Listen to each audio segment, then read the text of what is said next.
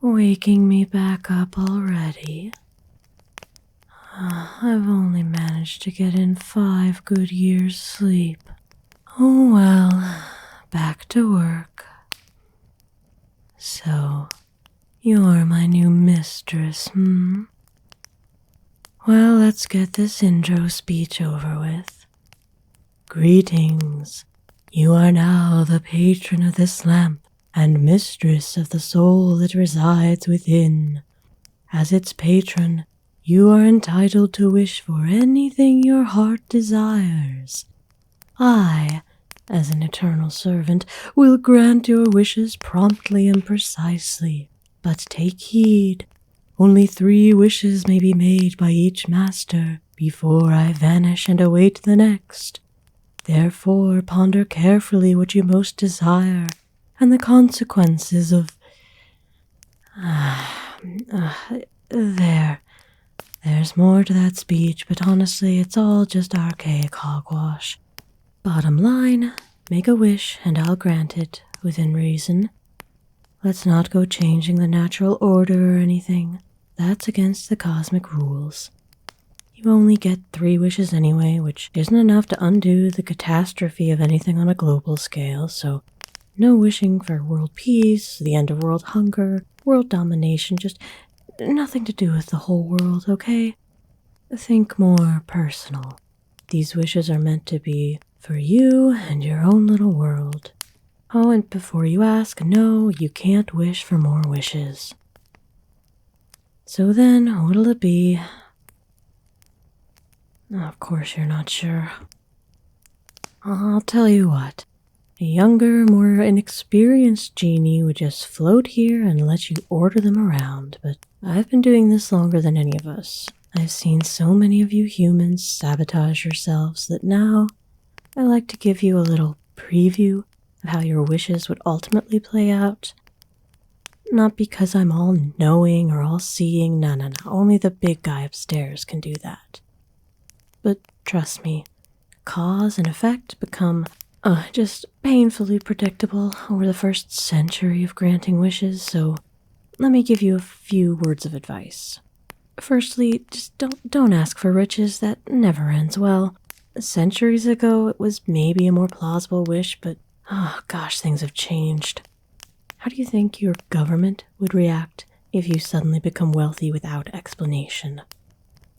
I've seen it time and again. You might enjoy limited riches for a short time, but it'll eventually come to an abrupt end.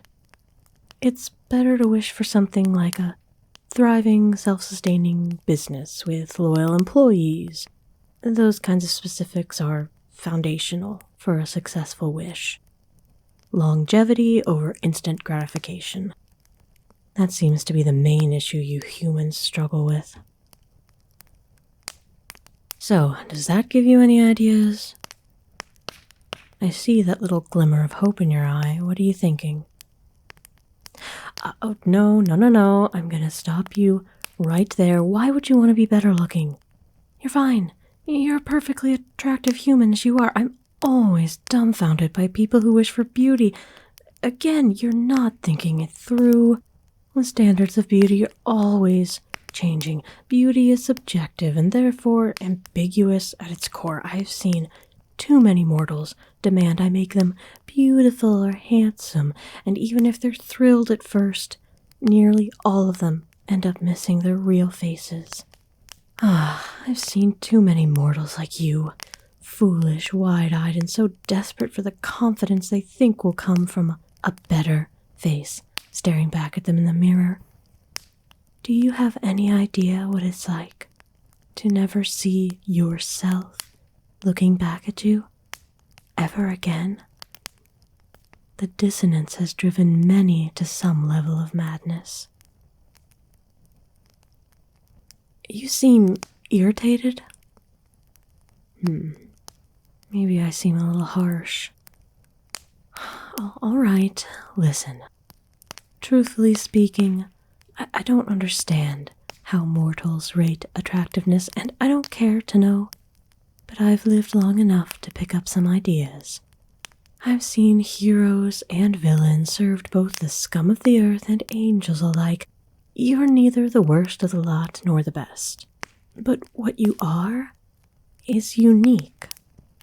All humans seem to forget that, or hear it so often that the truth loses its meaning. There's never been anyone like you before in this world, and there never will be again. That's how special you are, and that is a power and a gift more than anything I could grant to you. That is a beauty on its own. You can thank me by not crying, oh my goodness, or by not making any other foolish wishes. Have you any other bright ideas? Oh, no. Wishing for love is so common, but it never works out either, trust me. Do you not realize how generalized that wish is? Who would you want to be loved by? Romantic love or platonic love? Would you be content being adored by a tiny little snail for the rest of its life? Or do you crave the adulation of the masses? Say on social media, hanging on your every word despite never knowing the real you? Do you want a simple love that's as easy as breathing? Or a love so deep that it's only made true by someone wholly knowing you to the core? Not that it matters. I can't mess with free will to force someone to love anyone else anyway. Do you see then how complex a wish is? There are 1,000,001 ways that it could go wrong, and even if I could grant it the way you wish for it to be, it just wouldn't satisfy you. Real love in any form must be wrought by humans themselves. It can't be manifested from nothing, do you understand? Are you seriously pouting, all because I wouldn't grant your wishes? I even explained why I wouldn't grant them. It's all to protect you. Oh, mortals, you try to keep them safe, and still they'll be determined to ruin their own lives. I can never make sense of you. Your pouting was a joke? Perhaps you should wish for a sense of humor. Your little joke wasn't very funny. What am I to do with you, or more importantly, what are you to do with me? I'll just have to stick around until you gain some wisdom with your desires. Not that I could go anywhere else now that you're in possession of my lamp. You could always toss it away. You wouldn't do that. Well, of course you wouldn't. Even you wouldn't be foolish enough to throw out 3 magical wishes.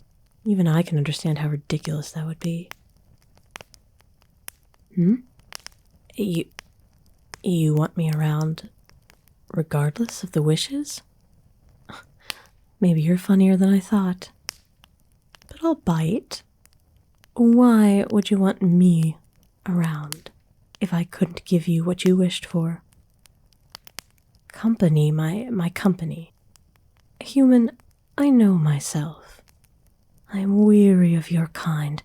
I'm blunt, occasionally rude, and old enough to find many pastimes. So monotonous. I do not make good company for someone like you.